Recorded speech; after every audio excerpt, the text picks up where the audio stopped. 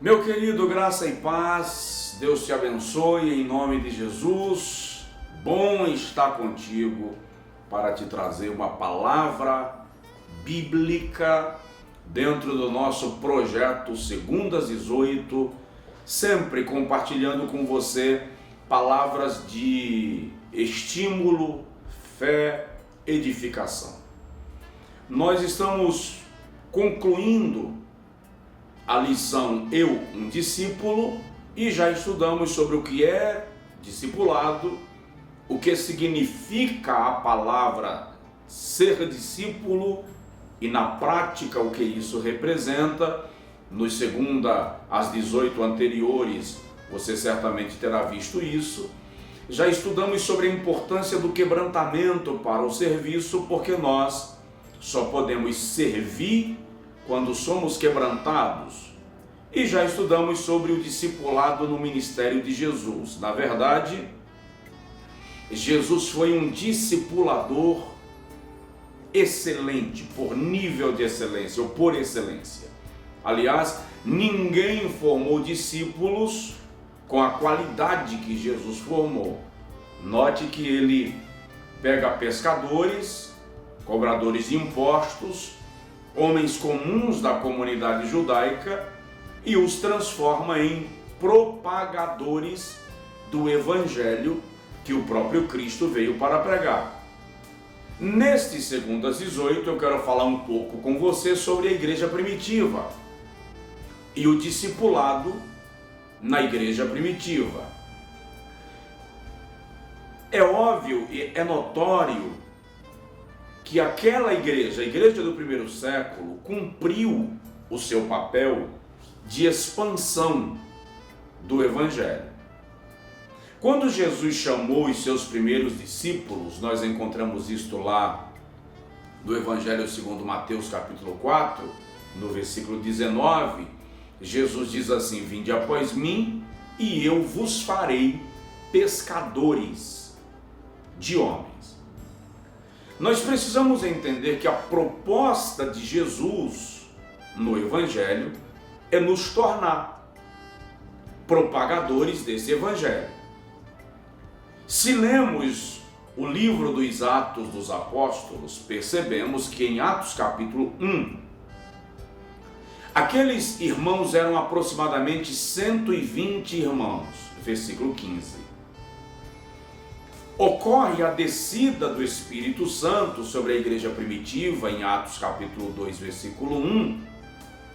E quando Pedro sai de dentro do cenáculo para pregar, nos versículos 42 nós vamos encontrar, 38 a seguir, que o número chegou-se a quase 3.000 almas.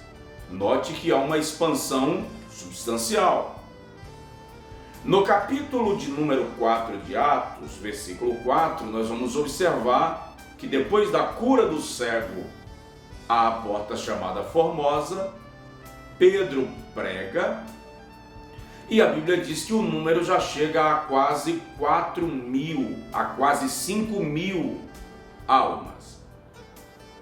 Em Atos dos Apóstolos, capítulo 2, versículo 47, se diz que todos os dias o Senhor acrescentava à igreja aqueles que iam sendo salvos. Quando nós chegamos em Atos capítulo de número 8, que trata do ministério de Filipe em Samaria, a Bíblia Sagrada diz, o escritor registra, que grande era a multidão dos que criam. Aí a gente chega lá em Paulo, na Epístola aos Romanos, capítulo de número 15, versículo 22 a seguir. Paulo está vindo de Corinto, indo para a Espanha, e ele faz de Roma um ponto de conexão. Aí Paulo manda uma carta para os irmãos de Roma, informando da sua chegada, e Paulo diz assim: não há qualquer parte onde esse evangelho não já tenha sido pregado. Se a gente analisar essas colocações e outras que podemos fazer pela história da igreja naquele primeiro século, vamos perceber que a ação de fazer discípulos para Deus foi levada muito a sério pela igreja naquele período. E ao longo da história, óbvio que a igreja vive ciclos de esfriamento e avivamento, e em toda a época de grandes avivamentos, o comprometimento com a ação da formação de discípulos para Deus se manifesta como um pilar da igreja.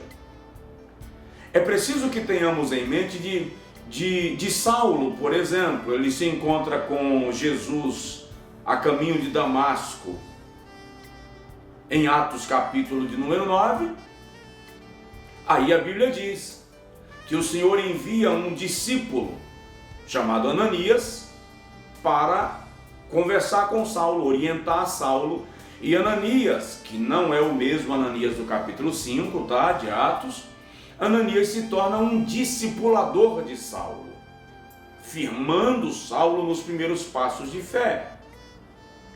No capítulo de número 11, começa um grande avivamento em Antioquia, causado pela dispersão que ocorre na Judéia, no capítulo 8, eles são dispersos, e em Antioquia se agregam mestres, profetas, ministros, que compreendiam os fundamentos da doutrina de Cristo, e quando Barnabé chega em Antioquia para conduzir aquele encontro de líderes e formar uma liderança preparada para a igreja, Barnabé é informado do que ocorre a Saulo, no capítulo 9.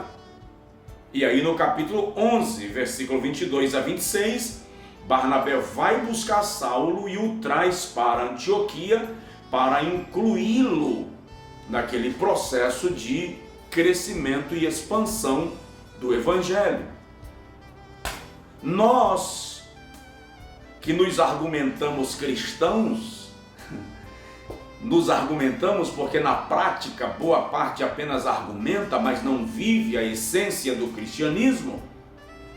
Precisamos entender que faz parte desta essência a exposição e explanação do Evangelho de Cristo para a formação de discípulos que queiram segui-lo a partir da compreensão da sua palavra.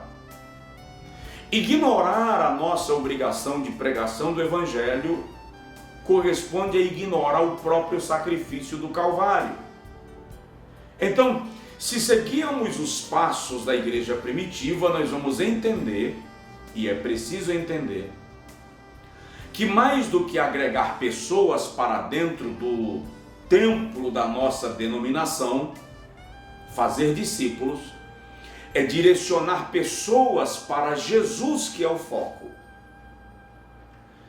1 aos Coríntios, capítulo 1, capítulo 2, e já concluo esse 2 às 18, capítulo 2, versículo de número 1 a 5, Paulo diz assim: E eu, irmãos, quando fui ter convosco em temor e em tremor, não vos fiz saber outra coisa, senão a Cristo, e este crucificado.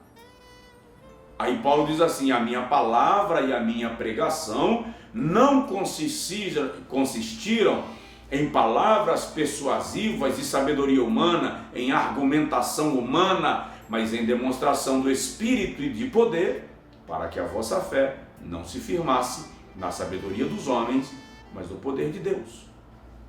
Então Paulo está declarando firmemente que o tema da nossa ação para a expansão do Evangelho e da propagação do reino de Deus é Cristo, anunciar Jesus. Então quero te convidar nesse 2 às 18 a entender que a gente só cumpre o papel de discipuladores quando entendemos que estamos fazendo discípulos para o Senhor Jesus, que é o mestre por excelência, e nós não podemos ignorar que somos, neste trabalho de expansão do reino de Deus, instrumentos que ele coloca como referências para ajudar a abençoar pessoas pelo ensino da palavra. Que Deus te abençoe. Compartilhe esse vídeo, marque seus amigos, baixe esse vídeo e envie para os seus contatos. Abençoe vidas. Fica com Deus. Fica com a gente. Deus te abençoe.